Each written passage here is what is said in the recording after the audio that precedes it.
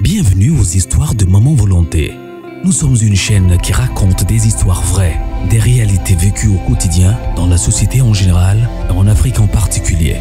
Nous le faisons dans le strict respect des usagers, coutumes et droits humains. Nous réalisons des analyses constructives dans le but d'éduquer, d'informer et de former la masse, car votre éducation, épanouissement et plaisir sont notre devoir. Abonnez-vous et cliquez sur la cloche de notification pour ne manquer aucune actualité en temps réel et surtout, aimez et partagez nos vidéos pour élargir notre communauté. Maman Volonté et les volontaires, ensemble, nous sommes plus forts. Bonjour mes volontaires, bonjour les amis d'à côté, bonjour à tous ceux qui sont pour la première fois sur cette chaîne. Asseyez-vous confortablement devant vos chips, popcorn, un peu de quelque chose à boire pour écouter cette histoire. Une histoire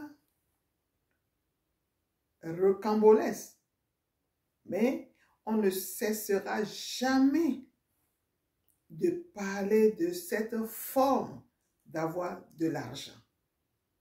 Je ne sais pas pourquoi les jeunes gens d'aujourd'hui, même si dans le passé, certaines personnes ont eu recours à ces pratiques-là, il n'y avait pas les réseaux sociaux, il n'y avait pas des gens, il n'y avait pas de dénonciation, il n'y avait pas de témoignage des méfaits de cette pratique. En ce moment-là, beaucoup de gens ne sont pas informés. Et même s'il leur arrive quelque chose de mauvais après, les gens ne le savent pas. Ils ne savent même pas eux-mêmes à qui se confier. Mais aujourd'hui, Dieu merci, les réseaux sociaux existent. Et avec le témoignage, les problèmes qui subsistent après, je ne sais pas, assez de problèmes, assez d'informations sur le méta. Nous dénonçons le fait, nous parlons du fait, ce qui arrive de mauvais après, les retombées, les répercussions, mais ça ne vous dit rien. Ça ne vous dit rien. Pourquoi pensez-vous que c'est seulement avec ces pratiques occultes? C'est seulement avec les sacrifices qui n'en disent pas leur nom. C'est seulement avec ça que vous pouvez avoir de l'argent. Plus d'efforts. C'est-à-dire, vous comptez tellement sur ça que vous ne trouvez même pas, vous ne cherchez même pas d'autres issues. Et ce que Dieu vous donne là, ça ne vous suffit jamais. Écoutons cette histoire qui nous vient directement du Bénin. C'est la dame Eugénie. Je peux dire son prénom, mais le prénom de sa copine, je ne vais pas le dire parce que beaucoup de gens les connaissent ensemble en tant que copines. Donc, je serai obligée de taire le nom de la copine. C'est dame Eugénie qui raconte son histoire, ce qu'elle a fait. Ces deux copines qui sont devenues comme des sœurs, qui ont fréquenté ensemble, ils ont fréquenté jusqu'à Eugénie, qui a eu son BPC et ne voulait plus continuer ses études parce que ses parents n'avaient plus de moyens.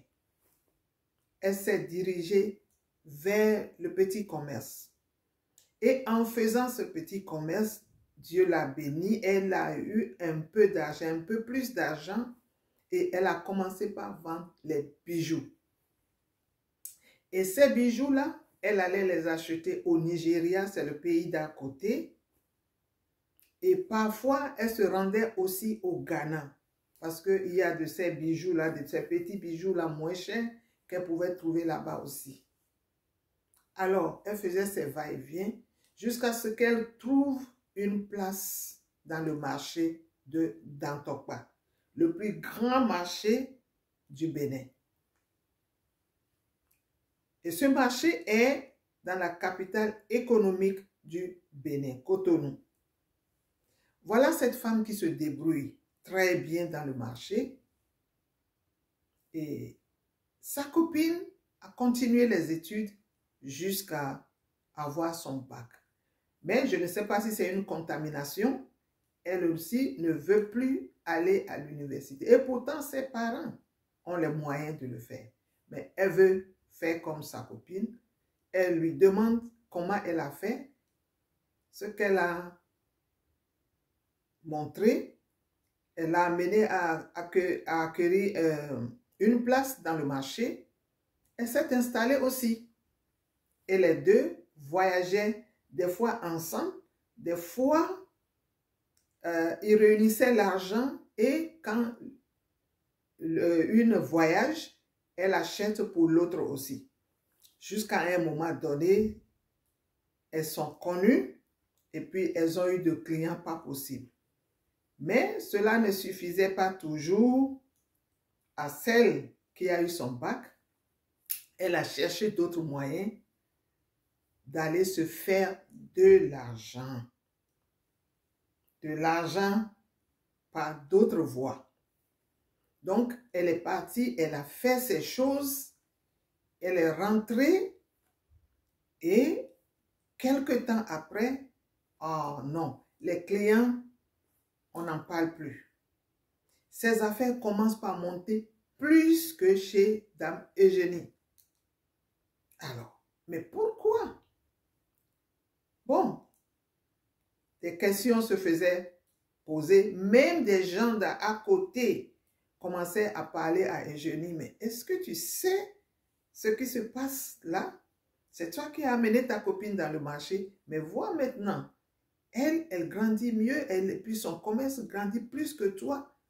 Mais Eugénie a dit qu'elle ne manquait pas de dire aux gens, c'est sa chance. C'est sa chance. Jusqu'à ce que un jour, elle a appelé sa copine. C'est même leur jour de repos. Ils se sont donné rendez-vous et puis après, elles ont plutôt commencé par causer. Elle a demandé à sa copine, mais tiens, mais comment toi tu fais? Ou bien c'est moi qui ne fais plus bien mon marketing? Qu'est-ce qui se passe? Mais chez toi, ça marche plus que chez moi. Mais c'est moi qui t'ai amené quand même dans le marché. Quel est ton secret? Dis-le-moi. Mais j'accueille bien mes clients, je fais ce qu'il faut quand même. Mais je remarque que je suis au même stade et toi, tu montes. Voilà comment sa copine va lui dire, est-ce que tu peux garder le secret? Elle dit, mais pourquoi? Est-ce qu'il y a un secret? S'il y a un secret, je vais le garder. Et elle dit à sa copine de jurer. De jurer. Et sur quoi encore? Vous savez. Elle sort sa Bible et dit à sa copine, tu peux jurer sur la Bible? Sa copine dit, oui, je peux le faire. Et elle jure sur la Bible. C'est comme ça que sa copine lui dit, mais écoute, dans le marché, il y a beaucoup de gens qui ne vendent pas naturellement. Ils ont cherché leur chemin et ça marche très bien. Et c'est ce que quelqu'un m'a montré, moi aussi j'ai fait. Regarde, je vais te montrer quelque chose, mais tu as juré de garder le secret. Je vais enlever ma chaussure, tu vas regarder mon orteil droit et tu verras, le plus grand n'existe plus. Voilà, c'est ce que j'ai sacrifié pour que les choses commencent par marcher pour moi. Ça veut dire que je n'ai plus d'orteil, mon gros orteil là, je ne l'ai plus, mais du côté droit. Et il y a une plaie permanente là. Bon, j'essaie de soigner ça, mais je suis sûre aussi que ça ne guérira jamais. Dame Eugénie a tiqué, mais elle a déjà entendu le secret. Est-ce que tu peux le faire? Elle dit, je vais y réfléchir. Mais comment est-ce que je vais expliquer ça à mes parents quand ils vont me le demander? Elle dit, mais est-ce que tu as besoin de dire quelque chose? Est-ce que si je ne te montrais pas mon orteil, est-ce que toi tu savais qu'il y avait quelque chose comme ça? Elle a dit non. Ok. Donc, tu n'as qu'à te protéger. Et c'est pour cela que depuis un certain temps, je ne porte plus de sandalettes. Je suis toujours dans mes chaussures fermées. Je suis toujours dans mes chaussures fermées. Voilà. Voilà le secret. Il dit, bon, je vais réfléchir. Et après quelques jours, elle est revenue pour dire, si c'est ça, amène-moi. Les deux sont partis après voir le féticheur. Le féticheur se trouve au Nigeria. Ils ont planifié leur voyage. Ils sont partis. Mais arrivés là-bas, après les incantations et autres, le féticheur a dit, il ne pense pas faire quelque chose aujourd'hui à la copine, à Dame Eugénie, parce que ces génies n'ont pas permis cela. Donc, il va falloir que les deux retournent. Et si elles doivent revenir même, il faut que Dame Eugénie revienne seule parce qu'on ne peut pas faire ça devant l'autre. Ok? Les deux ont été d'accord. Elles ont quitté l'endroit. Après quelque temps, Dame Eugénie est retournée au Nigeria pour faire ce sacrifice. Sauf que, les choses n'ont plus été comme chez sa copine. C'est comme ça. C'est comme ça. Dans la vie, ne cherchons pas à faire ce que les autres font. Ne cherchons pas à le faire. Parce que l'autre, peut-être en marchant seulement à quatre pattes, elle peut atteindre un but. Mais toi, quand tu vas arriver là-bas, on va te dire de sauter. Quand l'autre va arriver, on va lui dire de marcher avec la tête. Ça ne va jamais être la même chose. Ne copions pas les autres. Sois toi. L'imitation, ça ne donne jamais pas les mêmes résultats. Donc, la sœur est partie et après les incantations du vieux, on lui dit, toi, les génies n'ont pas besoin de ton orteil, mais plutôt ton fœtus que tu portes dans le ventre. Et tu vas devoir garder le secret. Tu ne diras pas aussi à ta copine que c'est ce que tu as fait. Qu'est-ce que, tu vois, dans la vie, il ne faut pas chercher trop loin. Prends seulement ce que Dieu te donne. Sois qui tu es. La bénédiction n'a jamais été pareille partout. L'autre va avoir sa bénédiction le matin. Pour toi, peut venir à midi et pour l'autre le soir. Pourquoi ne pas avoir la patience? Et pourquoi vouloir coûte que coûte être comme l'autre? Est-ce que vous êtes... Même les jumeaux qui sont nés le même jour, mais ils ne sont pas sortis ensemble. Il y a un qui sort toujours avant l'autre. Donc, vous ne pouvez pas vouloir être comme. Non, ça ne sera jamais possible. Ça ne sera jamais possible. Maintenant, on te demande le fœtus de ton enfant. Et tu n'as plus le droit de dire même non. Parce que si tu quittes là avec ton nom, si tu ne sais pas faire, tu deviendras folle. Elle est mise devant le fait accompli. Il n'y a plus de recul. Il n'y a que marcher, comment dit-on, devant, en avant. Il n'y a plus de recul. Elle était obligée, alors que sa copine ne savait même pas qu'elle était enceinte. Mais elle est enceinte. Et le vieux sorcier, lui, il a su qu'elle est enceinte.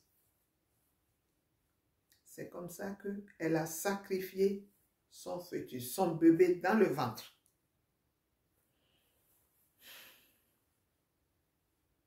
Et quand elle est rentrée, elle a commencé par porter les chaussures fermées, c'est-à-dire les ballerines, comme sa copine, pour ne pas que sa copine sache que chez elle, on ne lui a pas coupé l'orteil. La vie a continué. Les choses évoluent plus belle. Et la clientèle venait aussi. Sauf que, quelques jours plus tard, elle a perdu sa grossesse, puisqu'elle a donné ça en sacrifice. Elle perd sa grossesse, mais ce n'est pas là le pire. Les choses continuent. Depuis ce jour, depuis cet événement, jusque-là, elle a eu la chance d'avoir l'argent. Elle en a eu même plus que sa copine, qui devient même jalouse. Mais elle n'a plus d'enfant jusqu'au jour d'aujourd'hui. Elle ne tombe plus en grossesse. Elle a l'argent, mais pas d'enfant. L'autre a perdu l'orteil et est resté avec une plaie inguérissable. Mais elle a eu d'enfants. Voilà ce qu'on nous dit. Elle dit qu'elle regrette beaucoup d'avoir accepté, sacrifier cet enfant, peut-être seul, que Dieu lui a donné. Elle a utilisé ça en sacrifice.